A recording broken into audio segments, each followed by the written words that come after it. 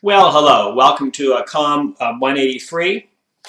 I'd like to accomplish a couple of things this morning. I'd like to introduce you to myself, okay? Just very briefly, we'll get to know each other more over the length of the course. I'd like to introduce you to the goals of the course. I'd like to introduce you to the course itself, okay?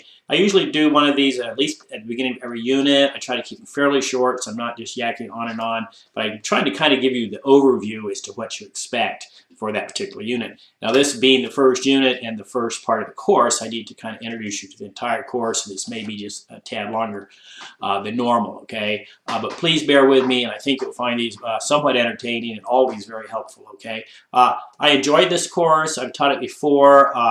They tend to be small sections. I'm used to teaching larger sections, okay? So it's a little difficult sometimes to get everything to work in terms of interactivity. So basically, it's often just you and me interacting, or you're interacting with fewer students than what I prefer. But I understand that, okay? So just, do the best you can with the interactivity. A good internet course does replicate a face-to-face course as much as possible. All right, so that's always been one of my goals, is to create discussions and to create this kind of peer-to-peer learning, not just instructor to peer, okay? But very often it doesn't quite work out optimally, and I understand that, so just bear with me, bear with each other, and we'll be fine, okay? So that said, very briefly, I have more than 25 years experience in journalism. I'm a trained journalist by the United States Army, okay, back during the Vietnam War.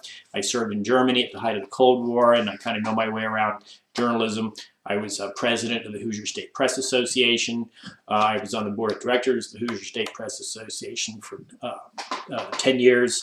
So there's a lot about journalism I know. I also know it's very much of a changing field, and I teach some other courses at Trine that talk about the changes, okay? So that said, you might ask yourself, or I might ask you, why you're taking this course, okay? One of the things, of course, is it's an elective, and it should be an interesting and fun elective. But there's more to it than just journalism itself and writing stories, okay? One of the things that journalism background creates for you, or some experience with journalism, it kind of creates a way of seeing, a way of looking around the world, looking at issues more in depth, okay, more personally, which is a very good way of seeing things, all right? Then it also helps you become more involved in your community. I think that's very important as you go through life, to stay alert, stay involved. It's not just helpful to the community, but it's very helpful to you, your family, those kinds of things. Being involved is a good thing, okay? It shows that you're an engaged citizen, an engaged significant other, an engaged family member, engaged parent, that kind of thing. So there are other there's skills that you can learn in journalism that you can learn from this class that apply well to other fields. Marketing is a terrific area to go into, and some journalism skills really help in marketing. Same way, public relations. Public relations is key to marketing and to a lot of companies these days. If you have some background in journalism, you can get into public relations. Politics, of course, that's a no-brainer. And then consulting, you can consult with people how better to display their image, that kind of thing, and that's all related. These are all interlocking. Okay, so that said, let me go over the class itself rather briefly. At the top of the class, you see the syllabus. This is the operating document for the class.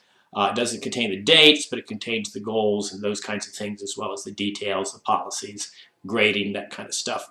Course content overview gives you the entire structure of the course in one view, okay? It's very helpful. The entire goals, the way everything's interlocking, it breaks it out for you, all in one view, okay? Class calendar, of course, is critical. You should print that out, all right? I do hold virtual office hours. Just get a hold of me. We'll make an appointment, and we can either chat, or we can do FaceTime or Skype, a couple of things like that, okay? Whatever you prefer.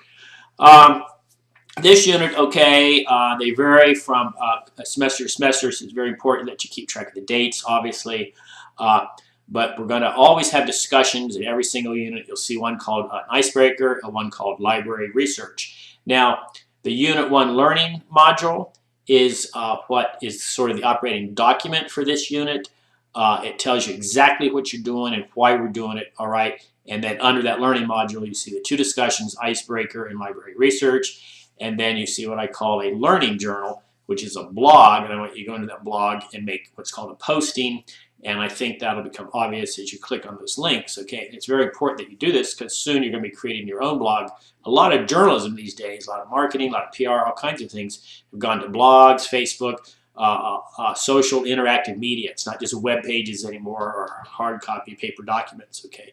The internet has exploded in all fields, all right? So I think that said, I've rambled on long enough.